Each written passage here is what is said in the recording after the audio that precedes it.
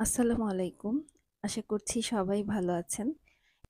এই কেকটা যে অর্ডার করে সে আমার খুব কাছের একজন। ও আমার রিপিটেড কাস্টমার। এর আগেও আমাকে কেক অর্ডার করেছিল বেশ কয়েকবার।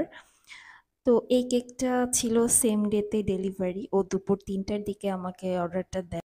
ও আমাকে বলেছিল রাতে ওর বাসায় কেকটা পাঠিয়ে দিতে। আমি সাধারণত অর্ডার পাওয়ার পরেই কেকের বেসটা রেডি করি। তো সেদিন রেডি করতে করতে আমার প্রায় বিকাল হয়ে গিয়েছিল এবং কেকটা ঠান্ডা হচ্ছিল না, অনেক সময় লাগছিল, সন্ধ্যা ৭টা বেজে গিয়েছে। তো আমি ক্রিমটাও মোটামুটি তৈরি করে কেকটা যখন ক্রাম কোট করছিলাম তখন দেখলাম আমার ক্রিমটা স্টিফ বেক হয়নি। তখন আমি নতুন করে আবার ক্রিম বানাই এবং কেকের লেয়ারগুলো আবার নতুন করে ক্রিম দিয়ে ক্রাম কোট করে ফ্রিজে সেট হতে দেই। কেকের রিভিউটা কেমন ছিল সেটা স্ক্রিনে আমি শেয়ার করেছি। আলহামদুলিল্লাহ কেকের রিভিউটা ভালো ছিল।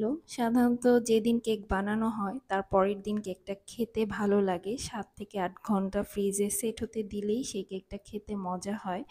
আমার কাজ যদি আপনাদের ভালো লাগে একটু লাইক এবং কমেন্ট করে জানাবেন। আপনাদের লাইক এবং কমেন্ট আমার কাছে অনেক মূল্যবান। ধন্যবাদ সবাইকে।